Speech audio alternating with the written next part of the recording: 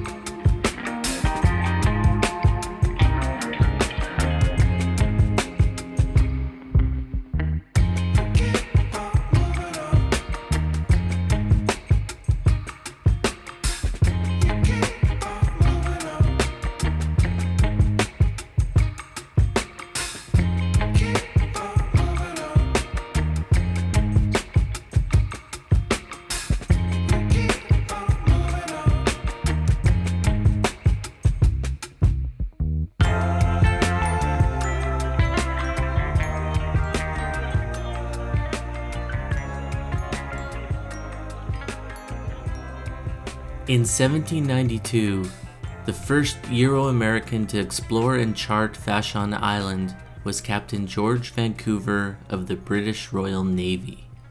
It was Vancouver that named the island after his friend and fellow Royal Navy officer James Vashon.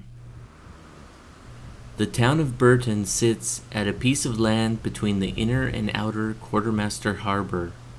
Burton was named by a Mrs. Miles Hatch after her hometown of Burton, Illinois. In 1892, the Vashon College and the Burton store were constructed. Vashon College no longer exists. What you're looking at here is the Burton store.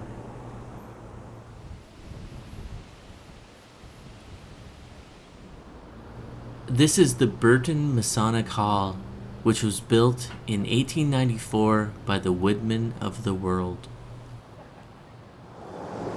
Once known as the First Baptist Church of Burton, the Burton Community Church opened in 1897.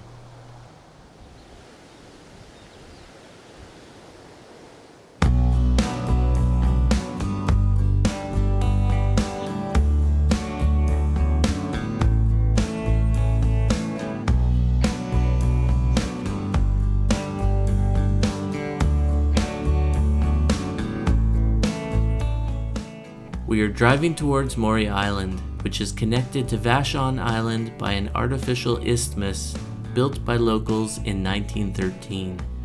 Prior to construction of the isthmus, the island was connected to Vashon Island only during low tide.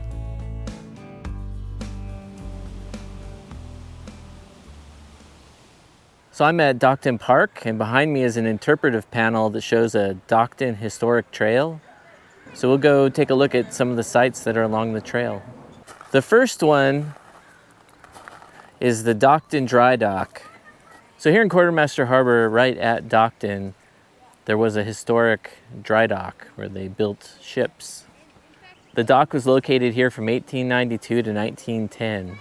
It was constructed in Port Townsend and was the largest dry dock on the West Coast at the time. This dry dock was really huge. It was longer than a football field.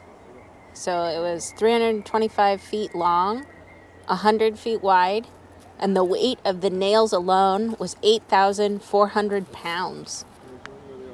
Yeah, that's pretty heavy. That's in huge. nails. Yeah, it was huge. You can understand why the town itself was named Dockton. I mean, that's what it was all about.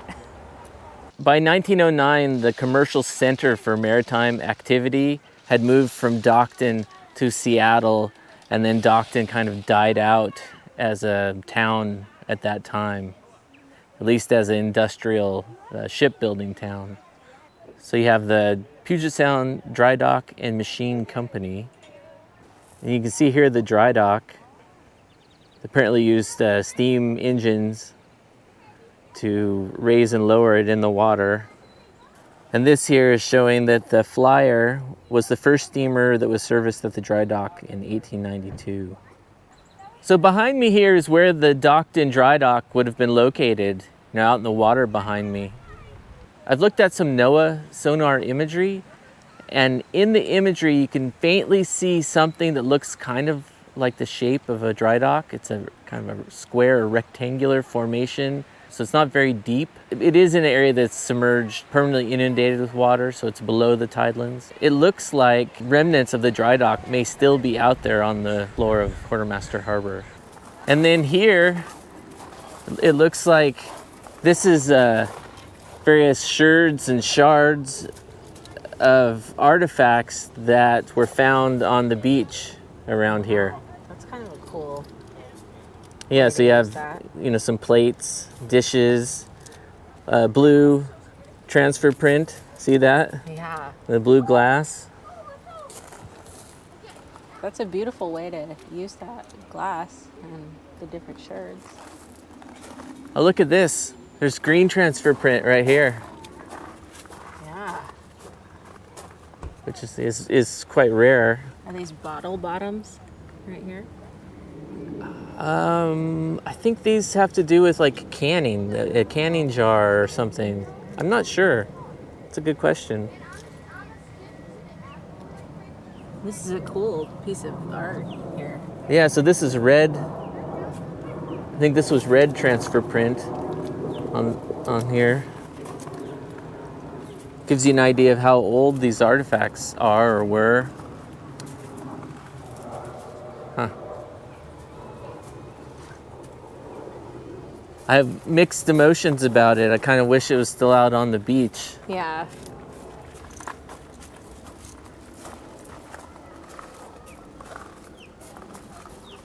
There must have been a lot at one time. Yeah. Something to point out, and this might be kind of a buzzkill, but in creating this monument, an archaeological site had to have been destroyed. So if you see glass shards and ceramic sherds out in the landscape, that's an archaeological site, and you really should just leave it alone. I think where people are, I don't know, maybe conflicted is this, to me, looks like a way to preserve these particular finds. But when an archaeologist sees them in the landscape, that is preserving them, is leaving them in situ in the landscape, because that preserves the context that they're in, rather than removing their context and putting them in a kind of art installation like this.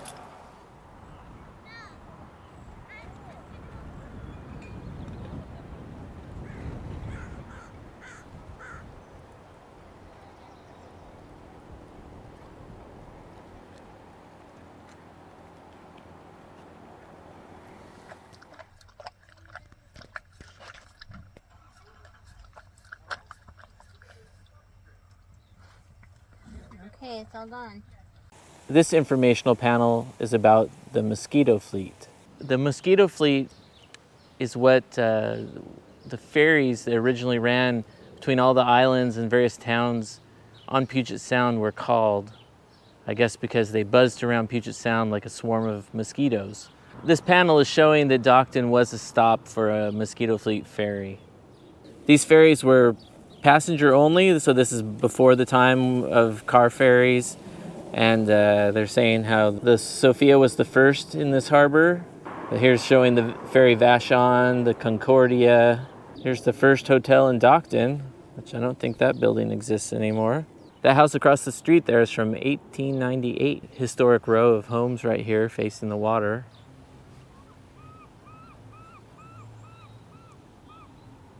I don't know if that net shed still exists. I don't see it anywhere. But it's talking about in the 1880s, Croatian and Scandinavian immigrants came to the area to fish and farm. Dockton derived its name from the presence of the dry dock, which prospered with the advent of the Alaska Gold Rush and the Spanish-American War.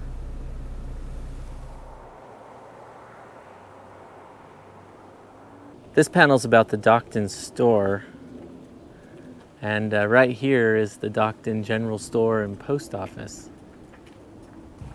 So in 1903, Albert Nielsen started a store on the waterfront near the dry dock. In 1919, Theo Berry purchased the store and became the postmaster. So here's the first store, and it's down here on the waterfront. So this is not the original store, so this is probably a second store.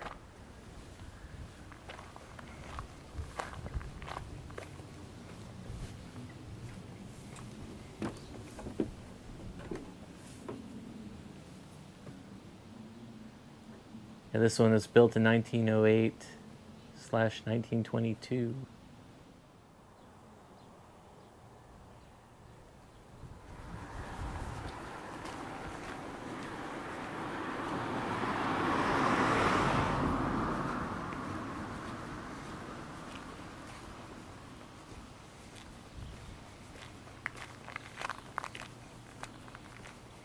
So here, the building behind me is the first school built in Dockton, built in 1908. Served children grades 1 through 8. High school students went to the school in Burton. So here's students going to school in 1920.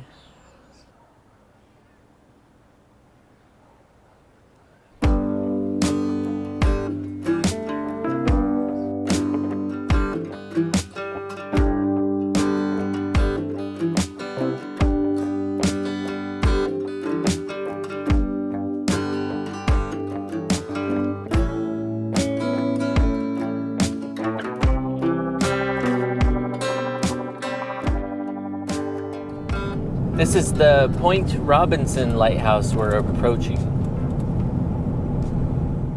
The Point Robinson Light Station was established in 1885. Current Point Robinson Lighthouse was built in 1915.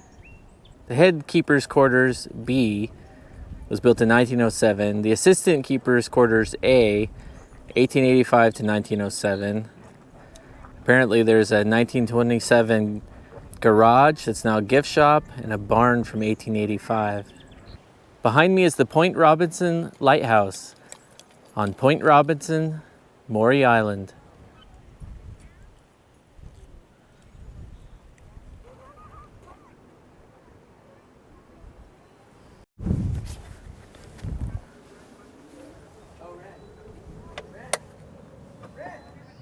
Actually a little museum in there. Too bad it's closed. We can't go in and look at it.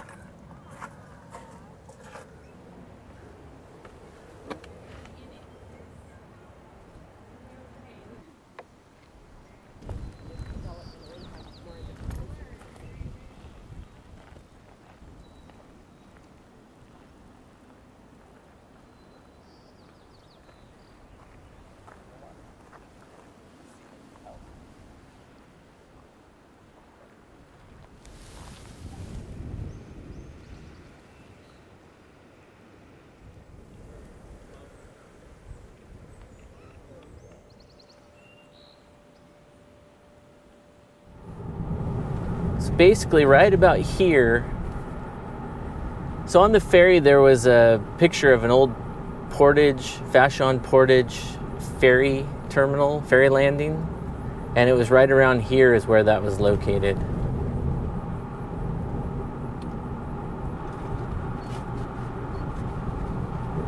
And then we're approaching what today is a public fishing pier. Originally, this pier, actually, I think this is where the ferry landing was, right there. And then this pier here was originally a fuel pier. And this is where the fuel oil and gasoline and everything for the island was brought in and unloaded at the end of that pier. The piling you see right here, those piling were part of how goods and produce and plants and stuff would leave the island from a really large greenhouse and nursery complex that operated on the island, I think in the 1920s and 30s.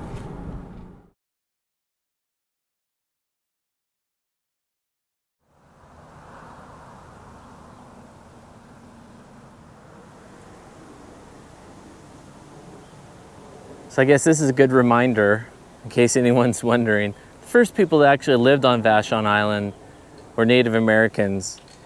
And there's a little sign here that says something in Lushootseed, which I can't read or wouldn't even try to pronounce, but it's the land of the swift water people.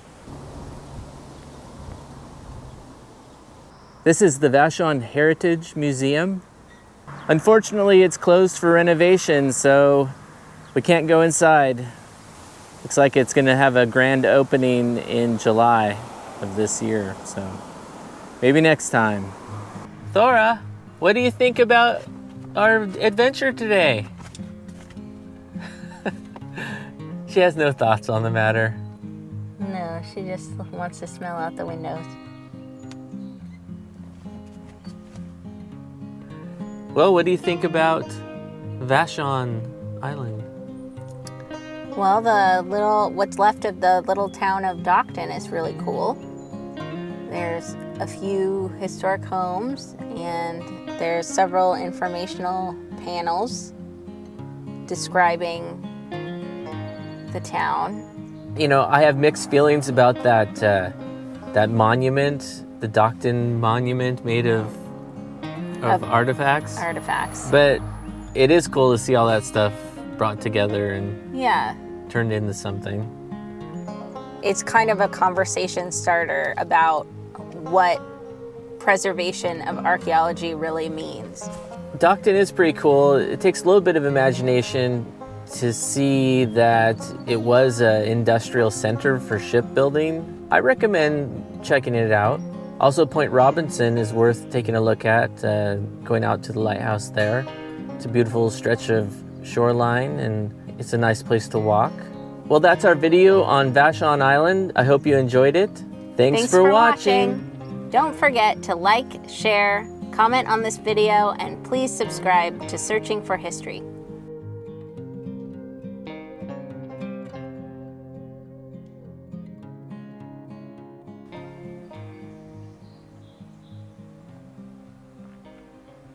Oh, she's so hot.